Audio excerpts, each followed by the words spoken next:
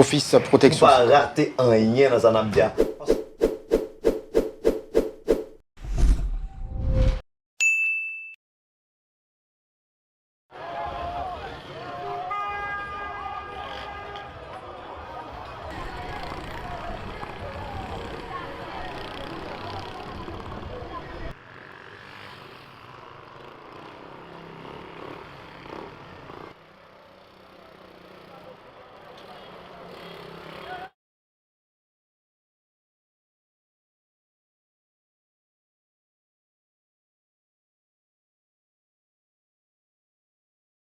Sans plus tarder, je vais passer la parole à nos 3 chefs de mission qui sont sur la table. Donc, on a Diana Arroyo Manilla, on a Benoît Vasseur, on a Momoza Moindo. Ils gèrent chacun des projets spécifiques et ce sont eux qui vont exposer plus en détail les défis auxquels nous faisons face dans ce contexte de violence et d'insécurité. Encore une fois, merci pour votre présence. Merci de votre attention. On va commencer avec Diana.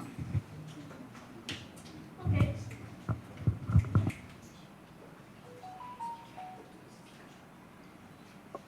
C'est bon? Oui.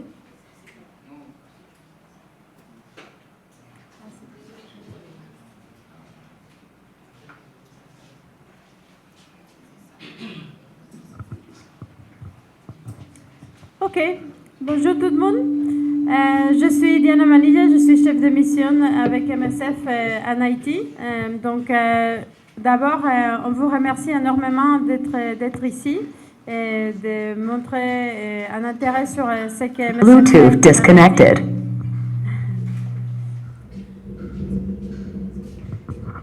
Bluetooth connected.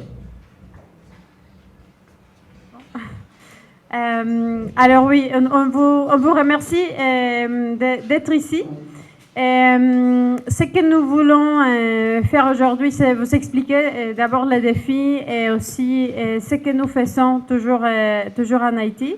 Donc nous avons différentes activités dans différentes parties de la ville et on va vous donner aussi quelques données. Mais bon, d'abord, je pense que c'est important de clarifier que MSF est en Haïti depuis plus de 30 ans. Nous savons être ici au cours des réponses aux catastrophes naturelles, notamment les tremblements de terre de 2010, celui de 2021, l'épidémie de choléra. Nous avons un engagement avec la population haïtienne. Mais le contexte sécuritaire pose énormément de difficultés. Ça, c'est un point qu'on veut souligner aujourd'hui. Nous sommes dans différentes parties de la ville. Notre objectif, c'est de donner des soins aux personnes qui n'ont pas accès aux soins ou bien qui ont un accès limité aux soins.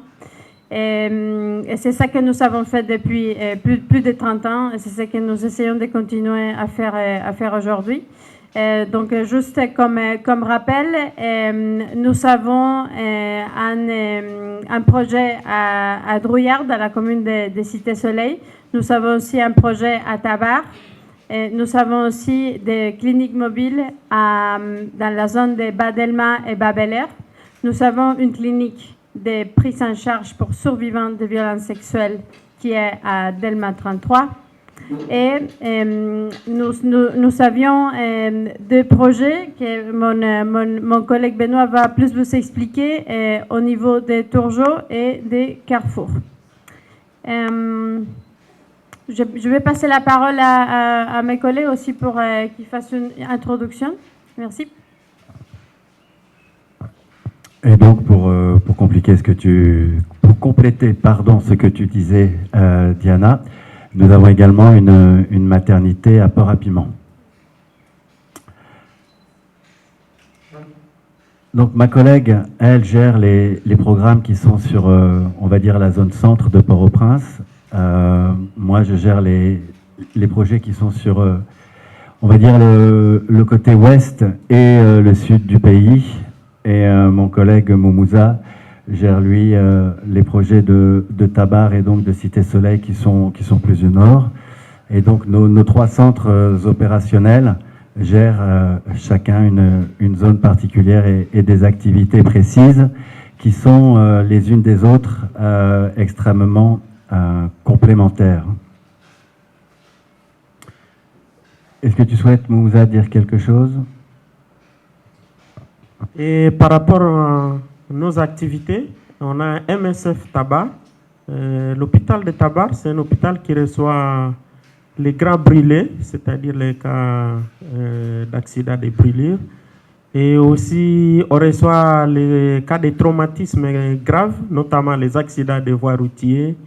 On a les plaies par balle, et les cas poignardés, les chutes. Et tous les cas de traumatisme sont acceptés à l'hôpital Tabar.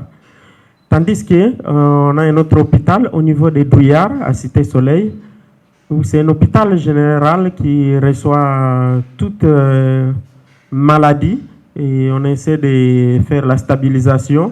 On a une capacité d'hospitalisation des cas aussi qui nécessitent d'être suivis. Et les cas compliqués qui nécessitent des soins spécialisés sont référés vers des autres hôpitaux avec lesquels on collabore. Et au niveau des Cités Soleil, on fait aussi la prise en charge des victimes de viols. Et c'est ça, les gros paquets en général. Merci.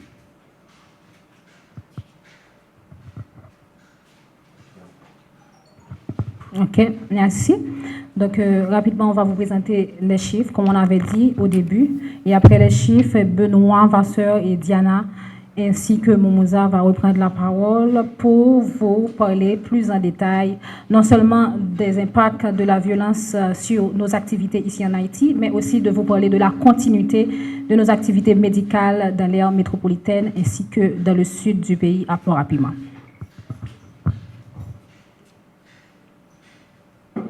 Désolée.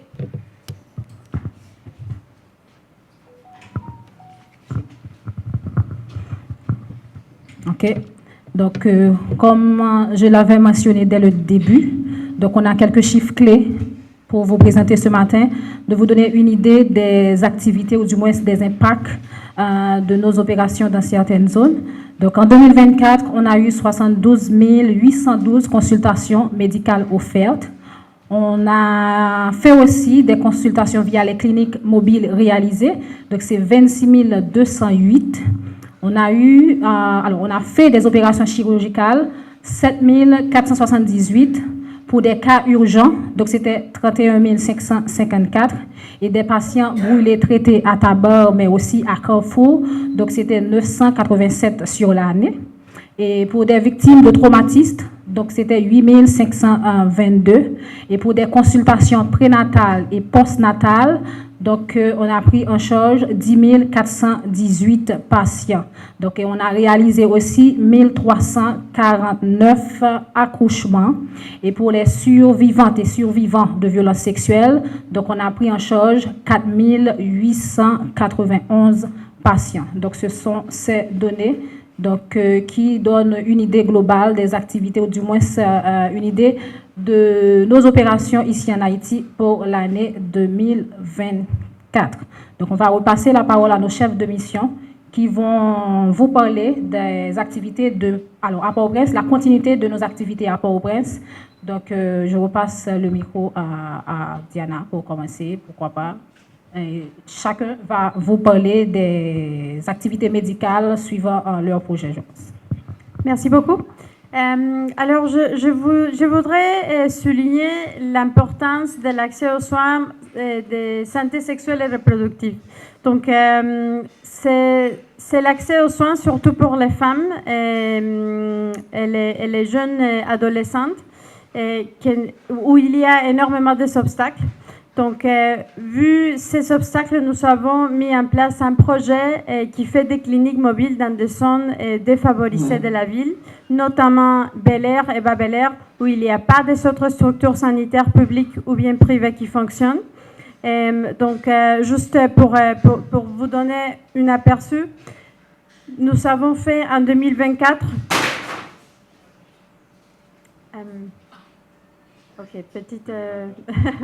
Nous avons fait en 2024 plus de 26 000 consultations externes au cours des cliniques mobiles.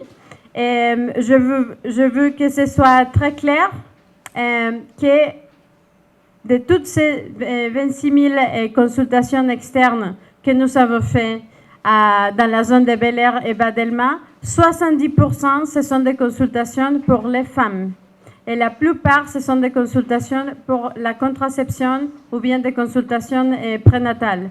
Donc, il y a un défi énorme dans ce type de quartier de la ville où il y a énormément de stigmatisation contre la population qui habite dans ces zones, mais c'est une population qui n'a pas accès aux soins.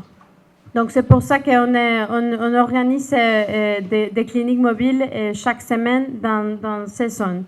Un autre défi lié à la santé sexuelle et reproductive, c'est l'accès aux soins pour les survivants de violences sexuelles. Donc, MSF a une clinique dédiée à la prise en charge des violences sexuelles à Delma 33 depuis 2015, qui s'appelle PRAMEM.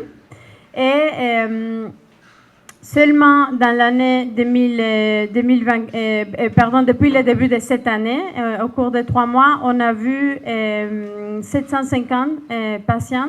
Et au cours de l'année 2024, on a vu près de 4000 survivants de violences sexuelles. Aussi à la maternité Isaïe Gentil, qui se situe à Chancerelle, dans la commune de Cité-Soleil, nous avons déjà ouvert aussi une clinique dédiée à la prise en charge des violences sexuelles. Les premiers jours, on a vu 3 patients, le deuxième 6 patients, le troisième 20 patients. Donc, il y a un besoin énorme par rapport à ce type de soins. Et nous faisons une prise en charge médicale, psychologique, et aussi on a une équipe de travailleurs sociaux qui nous aide à référer les patients pour les services que MSF ne peut pas assurer. Une autre activité importante liée à un défi majeur que nous connaissons tous, c'est les déplacements dans différentes parties de la ville. Donc, aussi à travers le projet des cliniques mobiles, nous organisons des cliniques dans différents quartiers de la ville où il y a des personnes déplacées. Donc, au cours de cette année, par exemple, nous avons fait une intervention à Delma 31, surtout pour augmenter l'accès à l'eau potable, que c'est toujours un défi très important. Et nous avons aussi organisé une clinique mobile au niveau de Kenskov, qui c'était des personnes déplacées par la violence dans cette zone. Et actuellement, nous sommes à Delma 33, tout près de l'hôpital de la Paix, où il y a aussi une quantité importante de personnes déplacées. Donc, nous faisons une intervention médicale, mais aussi une intervention pour augmenter la disponibilité d'eau potable. Et on planifie actuellement d'augmenter la capacité en termes de latrines.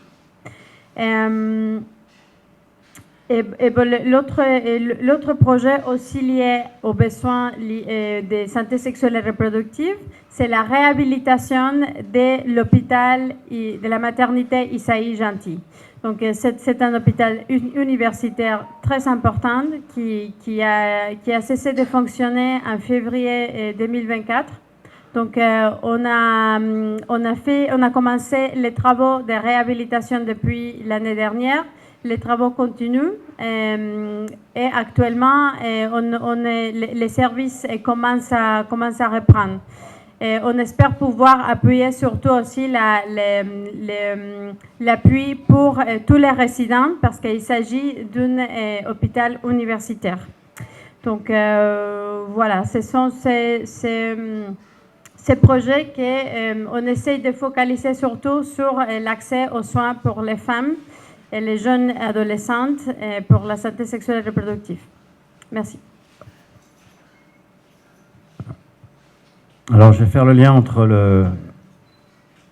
l'hôpital universitaire donc de Chancerelle et le protocole d'accord qu'on a avec l'Université d'État d'Haïti, puisque nous également à Turgeot et Carrefour, nous avions opéré avec un partenariat pour former médecins, anesthésistes et chirurgiens à l'hôpital de Carrefour. Et malheureusement, partenariat qui s'est récemment arrêté dû au désengagement de nos activités dans cette zone. Et nous avions également des services sociaux du ministère de la Santé au centre d'urgence de Turgeau, ainsi qu'un partenariat pour les spécialisations des médecins de chirurgiens orthopédiques. Donc mon collègue Moumouza et moi-même gérons chacun un centre d'urgence et chacun un hôpital traumatologique. L'hôpital traumatologique de Tabar ayant la particularité d'avoir en plus une spécialisation pour les grands brûlés, et c'est la seule structure de la zone métropolitaine de Port-au-Prince qui peut se permettre cette technicité. Vous le savez, tout comme moi, l'hôpital de Mirebalais vient de cesser ses activités suite aux événements sécuritaires qui ont sévi très récemment dans cette zone. Et c'est une charge supplémentaire pour nos services à Tabar, qui, que ce soit en spécialisation pour les grands brûlés ou en unité traumatologique, sont aujourd'hui complètement saturés. Je ne sais pas si tu veux développer là-dessus, Moumouza, parce qu'il me semble que c'est un des plus grands défis auxquels Tabar fait face aujourd'hui. Merci pour la parole. En tout cas, je confirme qu'aujourd'hui, l'hôpital de Tabar est débordé. Et c'est un hôpital initialement conçu pour 75 lits. Et ce matin, on a une centaine de malades qui sont dans cet hôpital. On a dû augmenter d'autres lits et dans des zones qui n'étaient pas dédiées pour servir d'hospitalisation. C'est un vrai problème parce que la plupart d'hôpitaux qui prenaient ce type de malades ont fermé, et d'autres aussi qui fonctionnent à moitié n'acceptent plus de prendre ce type de malades parce que c'est des soins qui coûtent cher et les hôpitaux n'ont pas de moyens d'approvisionnement en médicaments et les hôpitaux n'ont pas de personnel. Et du coup, la plupart des malades viennent directement à l'hôpital de Tabar et la capacité est dépassée en ces jours. Et aujourd'hui, on est en train de réfléchir quelle stratégie on va mettre en place parce que nous aussi, on va se retrouver peut-être à rupture des médicaments dans les jours à venir. Comment faire venir des médicaments à Port-au-Prince, c'est un grand problème. Comme vous le savez, la voie terrestre est fermée pour faire venir les médicaments via la République dominicaine. Et la voie aérienne n'est pas toujours certaine et la voie maritime n'est pas sans risque. Donc, c'est triste pour nous que les hôpitaux qui collaboraient avec nous, l'hôpital général est fermé, l'hôpital de Mirebalais est fermé, l'hôpital de la Paix est saturé aussi de malades. Ils ont beaucoup de malades et c'est parmi les inquiétudes et les difficultés qu'on a à ces jours. Oui, des difficultés qu'on a en ce jour et bon, qui datent pas d'hier, hein, mais on a depuis les événements de 2023, 60% des hôpitaux de la capitale qui sont fermés, pardon, de la capitale de la zone métropolitaine, et de jour en jour, de plus en plus d'hôpitaux qui avaient encore une certaine fonctionnalité, qui deviennent de plus en plus dysfonctionnels. Et ça, c'est en termes de personnel et c'est aussi en termes d'approvisionnement, avec des défis auxquels nous faisons face à MSF, mais auxquels également tous les hôpitaux du pays font face. Et ça devient de plus en plus difficile. Et bien évidemment, ceci égard aux conditions sécuritaires qui ne cessent de se détériorer dans la zone. Et ça, c'est vraiment l'un des défis majeurs auxquels nous faisons face. Vous n'êtes pas sans savoir que nous avons récemment, donc le 8 mars, annoncé notre désengagement du centre d'urgence de Turgeau et de l'hôpital traumatologique de Carrefour. ces deux centres médicaux qui étaient extrêmement liés l'un à l'autre, puisque l'un servait de point de référence à l'autre, tout comme le centre traumatologique de Tabar avec une trentaine de Carrefour avec une trentaine de lits, pouvait également alléger les taux d'occupation à Tabar. Et donc les deux centres qui sont maintenant dysfonctionnels ne font pas dysfonctionnels, mais qui sont maintenant fermés, ne font qu'alourdir les difficultés que toutes nos opérations peuvent ressentir. Si on peut parler d'autres défis, d'autres difficultés qu'on rencontre, signalons qu'en Haïti, on a autour de 3000 staffs haïtiens qui travaillent pour nos activités. Pour parler par exemple de Tabar, on a plus de 500 staffs haïtiens qui travaillent pour nous uniquement à l'hôpital de Tabar. C'est un shift journalier, un changement de beaucoup de staff qui doivent faire des mouvements. Et de plus en plus, on voit des difficultés pour les personnels pour se déplacer et quitter leur domicile, aller au lieu de travail, c'est un problème. Quitter le lieu de travail, aller à la maison, c'est un problème. Et c'est vraiment des difficultés qu'on rencontre. On a pas mal de staff qui aujourd'hui ont abandonné leur maison et qui se retrouvent dans d'autres quartiers parce que leur quartier fait objet de violences. Donc déjà, ils ont des difficultés en famille et pour aller au travail, c'est un problème. Et c'est des conditions sur les voies routières. C'est pareil pour l'équipe qui travaille à Cité Soleil. Arriver à Cité Soleil, il faut réfléchir 3 fois, il faut se poser des questions. Comment on peut arriver sur les lieux de travail, alors que l'équipe qui est là se retrouve parfois bloquée et ne peut pas quitter le travail parce que les autres ne sont pas arrivés. On les oblige parfois de rester 2-3 jours, rester sur place pour la continuité des malades. C'est des difficultés énormes. Et heureusement, je salue le courage des Haïtiens. Et il faut une résistance, résilience incroyable. 3 ans que je viens de passer en Haïti, je pense que c'est un courage exceptionnel qui nous permet encore de tenir malgré les conditions difficiles.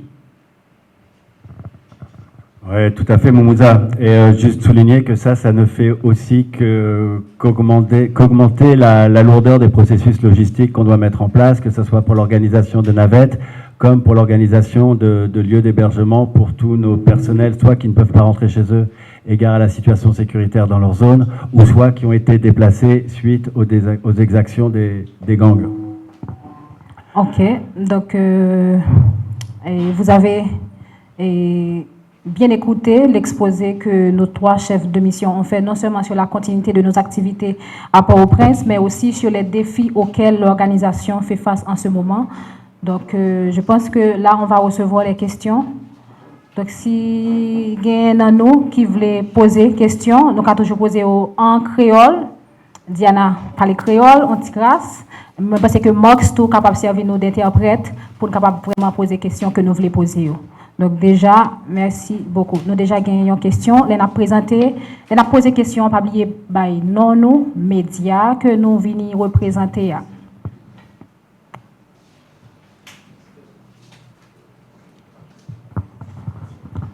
Bonjour, moi c'est René Augustin, moi c'est journaliste Jacques Mel TV. Face avec fermeture plusieurs centres Médecins sans frontières, qui est alternative qui est gagnée pour l'année 2025 là.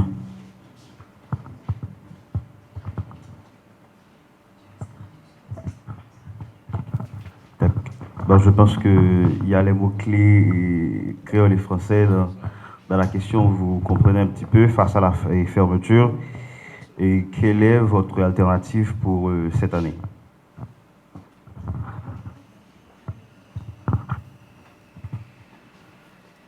Il y a 2 alternatives, il y en a même 3. On est en train de travailler sur comment pouvoir réunir les conditions de sécurité suffisantes pour continuer à approvisionner notre centre d'urgence de Carrefour et à pouvoir y référer nos patients de Turgeot. actuellement, on n'a pas les conditions réunies et on est à un stade de consultation avec les autorités tant gouvernementales que non gouvernementales. On étudie différentes manières de pouvoir se repositionner, tant géographiquement que sectoriellement. Tout ça, c'est encore vraiment à l'état d'ébauche et je préfère pas trop m'avancer là-dessus. Mais globalement, on peut décider de fermer complètement Carrefour et Turgeon pour se redéployer en province, dans différentes zones du pays, ou éventuellement de faire des programmes qui nous mettraient peut-être moins à risque des différentes opérations qui nous ont menacés ces derniers temps.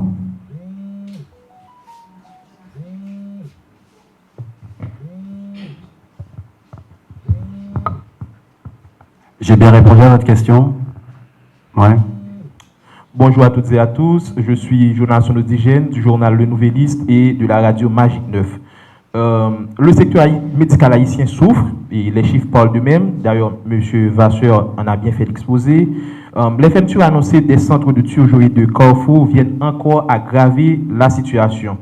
Depuis l'annonce de ce désengagement, que ce soit à Carrefour et à Turgeon, y a-t-il eu des contacts de la part des autorités sanitaires haïtiennes avec MSF? Si oui, quelles ont été vos réclamations et quelles ont été leurs promesses?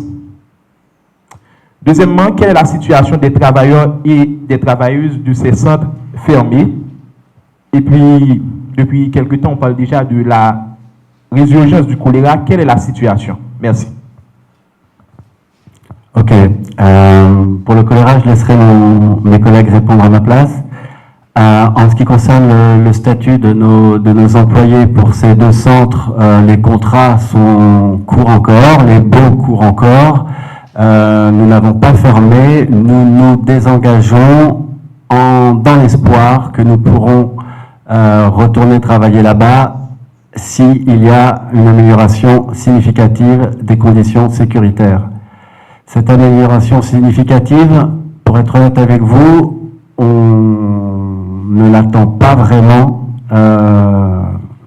quand on regarde l'évolution du contexte ces jours-ci.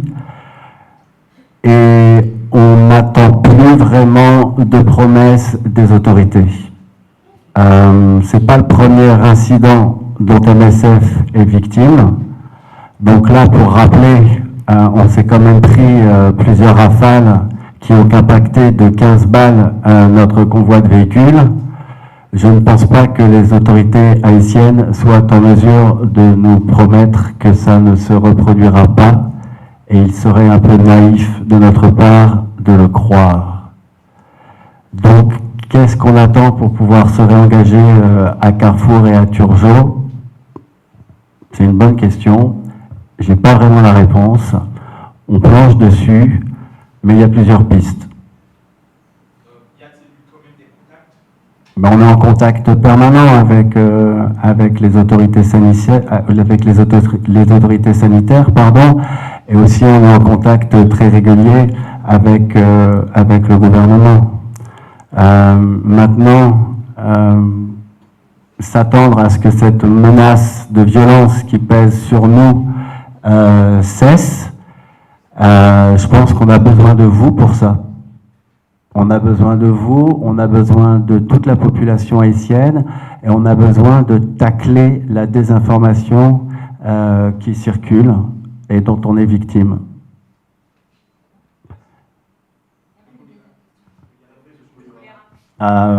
Mzé. Avant de parler du choléra, je voudrais que tout le monde puisse savoir le message que vous voulez passer au nom de MSF. Vous voulez que la population et les belligérants sachent que MSF n'est pas l'ennemi. Il ne faut pas tirer sur MSF. MSF n'est pas l'ennemi en Haïti. La population a besoin de MSF. Par rapport au choléra, c'est une situation en cours. Il y a des cas de choléra dans plusieurs sites. Comme vous le savez, il y a beaucoup de sites de déplacés. Et il y a la promiscuité dans les sites. Il y a la saison des pluies aussi qui a commencé. On continue de recevoir des cas de choléra dans nos sites, notamment à Cité Soleil. Pas plus tard qu'hier, on a admis 10 cas suspects de choléra. Et on fait les premiers soins et on collabore avec les hôpitaux de la zone, notamment l'hôpital Fontaine, et on essaie d'envoyer ces malades à l'hôpital Fontaine. On collabore avec eux pour essayer de travailler en partenariat. Donc le choléra, c'est une réalité, ça nous inquiète et on espère que ça ne va pas faire une flambée parce qu'aujourd'hui, pas mal d'ONG sont en sous-financement avec les décisions des situations d'aide, USAID. Et c'est des situations qui nous préoccupent. Et tout ça mis ensemble, c'est ce qui me pousse à dire la population a besoin de MSF. On a l'avantage de ne pas avoir cette obligation d'avoir de l'aide institutionnelle. Nous, nos aides sont des aides privées. On n'est pas là avec bailleur de fonds. Et je pense que c'est le moment où la population haïtienne a besoin de MSF. Et on ne veut pas qu'on soit ciblé comme ennemi, alors que Haïti a beaucoup plus besoin de MSF à ce moment. Merci. Oui. Ouais, alors je voudrais ajouter un point lié au fait qu'effectivement MSF n'est pas l'ennemi. Je pense qu'un autre défi majeur qu'on n'avait pas encore mentionné, c'est qu'il y a un changement de perception assez important autour des Médecins sans frontières. Et alors nous sommes là depuis plus de 30 ans et nous sommes là pour donner des soins sur la base des besoins médicaux. On ne demande pas il s'agit de qui ou qu'est-ce que la personne a fait. Ça, ce n'est pas le travail de MSF. Nous sommes une organisation médicale. Donc ce sont ces principes de l'impartialité qui aujourd'hui posent beaucoup de défis à nos équipes médicaux. Et comme mes collègues l'ont dit, on demande aussi votre appui pour nous aider à éclaircir certains problèmes liés à la désinformation.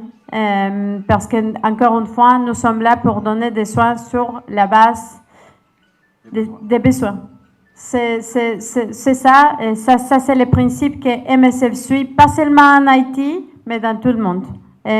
Effectivement, on a pris la décision du désengagement de deux ces structures, mais nous avons toujours des autres structures qui fonctionnent et on continue toujours avec beaucoup de défis. Donc, on a besoin aussi de vous pour nous aider à renforcer et peut-être à revenir à la perception qui existait avant autour de l'organisation.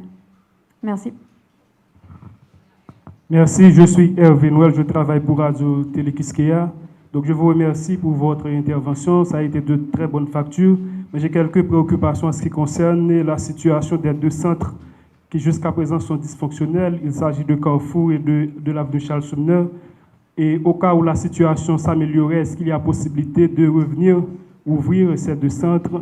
Je parle de la situation sécuritaire. Si ça s'améliore, est-ce que vous comptez ouvrir les centres avant la période indiquée? Et deuxièmement, est-ce que vous avez un bilan des derniers blessés reçus dans le centre de Tabar? Est-ce qu'il y a possibilité de nous donner quelques chiffres en termes de prise en charge des blessés? Et puis, en ce qui concerne la situation globale des centres qui sont dysfonctionnels actuellement, et je veux avoir une idée claire et combien qui sont fonctionnels et combien qui sont dysfonctionnels en raison de l'insécurité. Merci.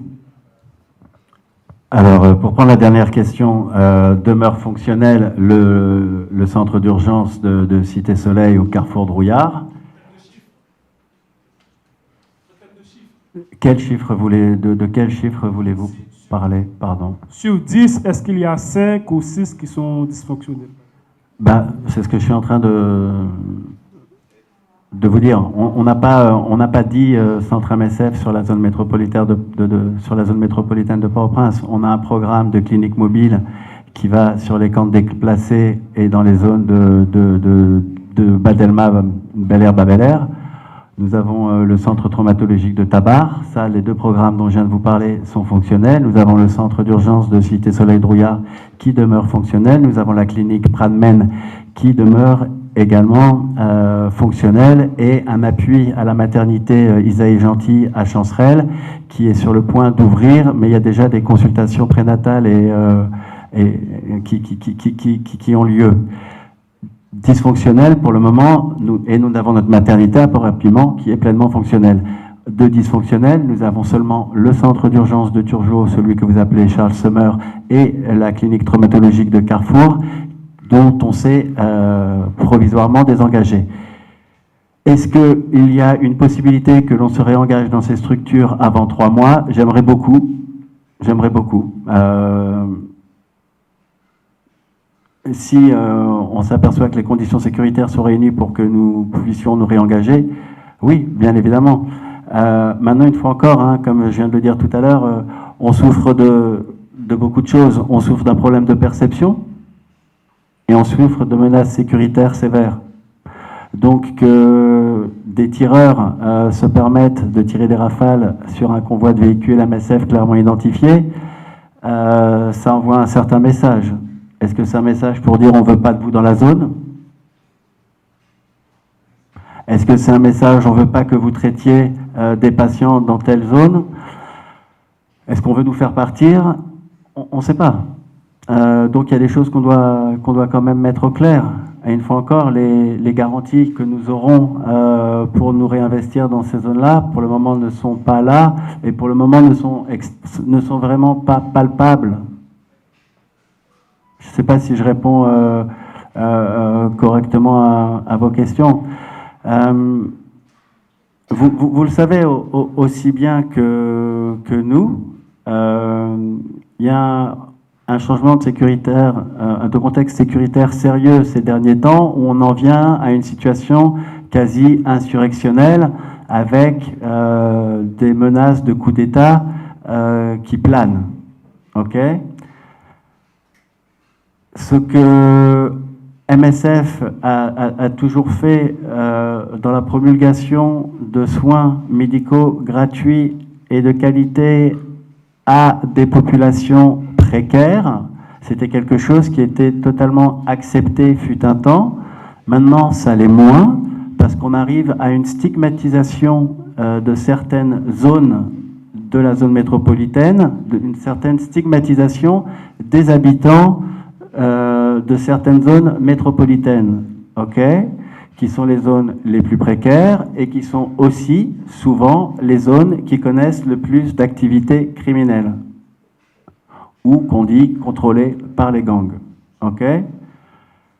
Il semble que maintenant il y ait un amalgame toxique à notre image où on associe les activités médicales de MSF avec les gangs ou groupes armés, tout dépend comme vous voulez les appeler. Ça met nos équipes en danger. Ça met nos équipes en danger dans le transport de nos patients d'une structure médicale à une autre, de nos structures médicales mêmes, ou de tout convoi, de tout mouvement, comme ce qui nous est arrivé en nous déplaçant l'autre jour de Turgeot à Carrefour. Ça, c'est vraiment, je vais dire, ce qui nous empoisonne la vie. Et quand je mentionne le besoin de votre support comme le besoin du support de toute la population, c'est bien de ça dont on veut parler. Nous, pour pouvoir travailler MSF en tant qu'organisation médicale étrangère, mais en travaillant avec, comme mon collègue l'a dit, plus de 2000 Haïtiens, on a besoin de l'acceptation de la population. On a besoin que la population accepte ce que l'on fait, c'est-à-dire fournir des soins médicaux gratuits de qualité sans discrimination aucune. Si une partie de la population nous dit non, vous ne soignez pas ce type de patient, là on ne peut pas continuer à fonctionner. On ne peut pas continuer à fonctionner parce que pour qu'on puisse travailler en sécurité, on a également besoin de la tolérance de tous les belligérants, quelle que soit la zone de conflit dans laquelle MSF travaille. Ça vaut pour Gaza, ça vaut pour le Sud-Soudan ou le Soudan, et ça vaut également pour Haïti. Même si Haïti, on a un conflit non international qui n'est pas véritablement déclaré, on est quand même dans une situation de conflit, et les tirs nourris que l'on reçoit ou les balles perdues que l'on collecte dans nos structures ne font que le témoigner.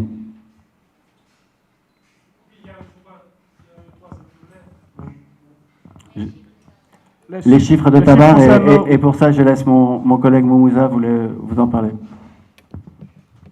Comme je l'ai bien souligné, on reçoit une pression d'arrivée des malades à Tabar ces derniers temps. Alors qu'on recevait une moyenne de 5 malades par jour, la situation est au double.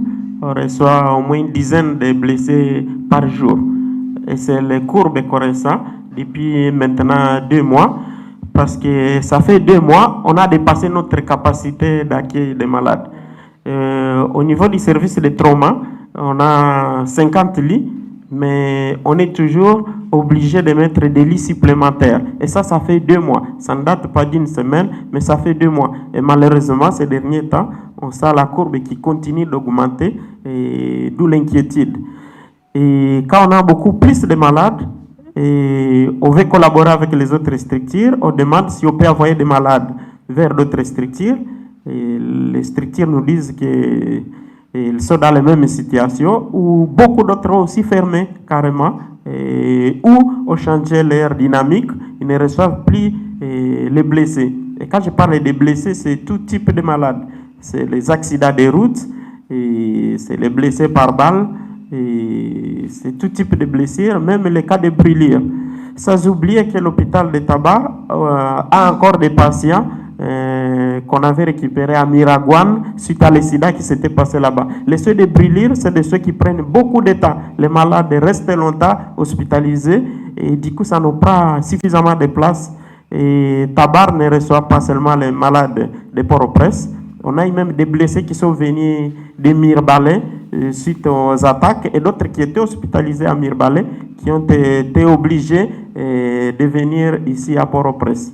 Et c'est cette pression qui m'inquiète, alors qu'il y a cette image négative vers MSF. Et c'est là où on a besoin de vous pour montrer que MSF est là pour nous sauver. MSF n'est pas notre ennemi parce qu'on ne veut pas que demain on puisse fermer Tabar, on ne veut pas que demain on puisse fermer Cité Soleil. Ce sera vraiment dommage et inquiétant pour la population. Et ça, on compte sur vous parce que vous êtes l'image de la population. Passez ce message, montrer que MSF n'est pas l'ennemi, MSF n'est pas les gangs, MSF n'est pas les groupes armés, MSF est là pour soigner tout le monde. Et MSF soigne tout le monde parce qu'on l'appelle Médecins sans frontières. Si on cherche des médecins pour soigner une catégorie, pas tout le monde, pas tout type de malade, il faut chercher médecins avec frontières et non médecins sans frontières. Le message est clair et on a besoin vraiment de vous pour qu'on y arrive ensemble parce qu'on veut vraiment rester en Haïti, mais on veut être en sécurité pour mener à bien nos activités. Pas se retrouver avec des personnels qui vont au travail, qui se font kidnapper sur les voies routières, pas des personnels qui vont au travail et qui reçoivent des coups de projectiles sur la route et qui sont blessés parce qu'ils voulaient sauver les vies. On veut sauver les vies, mais on ne veut pas être victime de cette violence parce qu'on veut sauver des vies. Voilà, merci. Et pour continuer sur les chiffres, du début de l'année jusqu'à mars, on a réalisé, toutes unités confondues, 3600 consultations d'urgence et on a traité 750 victimes de violences. Bonjour, moi-même, c'est Alix Gauthier de Radio Méga. Et question de 2 volets. Et nous avons aussi le cas Gratel qui déclaré nos séries centres qui gagne et quand déplacé aussi une carrière comme ça. Et nous avons connaître est-ce que nous recevoir patients comme ça et si oui, qui prise en charge nous fait pour patients ça. Deuxième volet question c'est que dans tous les médias, nous apprenons que Médecins sans frontières est victime d'attaques et groupe armé. Par contre, si c'est groupe armé, nous-mêmes, est-ce que nous avons des démarches nous faire bon côté la justice sur le dossier ça, est-ce qu'il y a une enquête qui est en cours sur le dossier ça? Merci un peu. Ok, merci beaucoup. Je réponds en créole ou en français? Je ne sais pas. En créole. En créole. Ok. Pour première question, ou demandez qui ça nous fait pour mon à Gratel, si moi t'ai bien compris, oui. Alors nous faisons ça dans 2 projets. Alors moi t'ai parlé sur le projet clinique Mobilio nous faisons clinique mobile dans la zone Belay et zone Badelma. Nous jouons un pile monde qui cherchait soins pour Gratel parce qu'il y a un pile problème pour joindre l'eau potable avec la latrine qui fonctionnelle. Donc, nous gagnons une équipe d'infirmières auxiliaires qui retiennent dans zone yo. Et nous avons approvisionnement et en plus, nous faisons clinique mobile chaque semaine. Donc, nous gagnons une équipe des infirmières médecins qui là pour bailler toutes soins, y compris soins pour Gratel. Et après, nous jouons un problème ça, on a presque tout camp de déplacés. Donc, à Delma 33, actuellement, et nous te jouons un problème ça tout au niveau des 15 coffres. Et comme tout l'autre service MSF, c'est service gratis. Pour deuxième question, qui démarche nous fait pour côté la justice?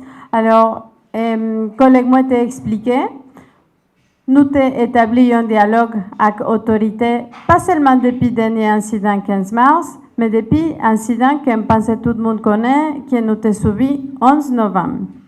Depuis 11 novembre, les 2 patients MSF ont été assassinés dans un parking de l'hôpital de la Paix. Nous sommes obligés de faire suspension de toute activité MSF dans Port-au-Prince et nous avons commencé un dialogue avec l'autorité que nous avons établi et nous tout le monde a montré qu'ils ont apprécié MSF. C'est ça qu'ils ont expliqué nous plusieurs fois. Nous avons commencé à faire sensibilisation pour différents commissariats de la PNH pour expliquer mais qui ça qui MSF fait, pour qui ça nous l'a, qui ça qui impartialité veut dire. Après incident 15 mars, nous avons rediscuté avec toute autorité, y compris les conseils présidentiels de transition. Mais jusqu'à jeudi, nous avons eu un problème, un incident grave 11 novembre, et après, il y a un autre incident grave 15 mars. Et pour ça, que nous sommes obligés de prendre décision de désengagement, mais nous comptons sur nous pour aider nous, pour améliorer la perception et pour aider nous à expliquer à la population pour qui ça nous l'a. Parce que nous ne pouvons pas quitter Haïti. Nous comprenons qu'il y a un pile besoin. Mais nous ne pouvons pas faire travail sans une protection minimale des staff médical, patients, ambulances avec l'hôpital. Merci. Je pense qu'on va s'arrêter là. Merci pour les questions. Donc, je ne sais pas si les autres chefs de mission ont des choses à ajouter, mais si vous n'avez... Ok. Il y a Momoza qui veut ajouter quelque chose. Je remercie d'abord la présence de tout le monde ici. Je voulais ajouter une autre mesure qu'on n'a pas signalée, parce qu'on n'a pas seulement suspendu les activités à Tirjo et à Carrefour, mais par contre, on a suspendu les transports des malades dans nos voitures. Et ça nous inquiète beaucoup, parce que les derniers incidents qu'on a eu, on est victime quand on transporte les malades ou quand on transporte le personnel. Donc, du coup, pour éviter cette perception des voitures qui transportent les bandits, on compte sur une grande sensibilisation et un changement de perception pour qu'on reprenne le transport des malades. Donc aujourd'hui, on soigne que les malades qui se présentent chez nous et malheureusement, on ne peut pas assurer le transport des malades et du coup, les voitures qu'on a, c'est des voitures aujourd'hui qui transportent du personnel MSF, mais pas des voitures pour transporter les malades. On serait heureux que la situation change et qu'on recommence à transporter les malades parce que le transport des malades, c'est important pour sauver des vies parce que, comme vous le savez, il n'y a pas beaucoup de moyens de transport médicalisé des malades. Aujourd'hui, on a commencé la collaboration avec la CAN, le Centre d'ambulance national, qui nous aide beaucoup, mais ce n'est pas suffisant parce qu'ils n'ont pas de moyens pour répondre à tous les besoins de transport des malades. Aujourd'hui, il y a des malades qui arrivent, on dit, vous devez continuer les soins à Tabar, mais débrouillez-vous pour amener les malades à tabac. Ça ne nous met pas à l'aise, attaquer médicaux. Et par contre, on veut que cette situation change et qu'on commence à transporter les malades dans des conditions appropriées. Et ça, c'est vraiment quelque chose d'important. Donc, on compte sur vous et on pense que demain ou après-demain, l'image va changer. Et MSF n'est pas l'ennemi et qu'on reprenne les transports de ces malades. Merci. Merci beaucoup. Et juste pour ajouter, on a besoin de votre support, non pas seulement quand on a des structures dysfonctionnelles comme c'est le cas actuellement, des structures à l'arrêt pour des raisons sécuritaires, mais on a aussi besoin de votre support quand toutes nos structures fonctionnent. Hein, s'il vous plaît. Oui, voilà, c'était ça qui était le message clé. Merci un peu à nous tous qui te répondent présents à l'invitation. Donc, nous sommes capables de marquer sous tableau, il y a une pochette rouge qui gagne non seulement agenda, mais qui gagne tout un rapport semestriel. Donc, il y a une pour chaque journaliste qui est là. Donc, merci un peu, merci beaucoup. Nous espérons croiser nous l'autre fois. Donc, nous sommes capables de passer sous table pour nous capables de faire un petit manger ensemble.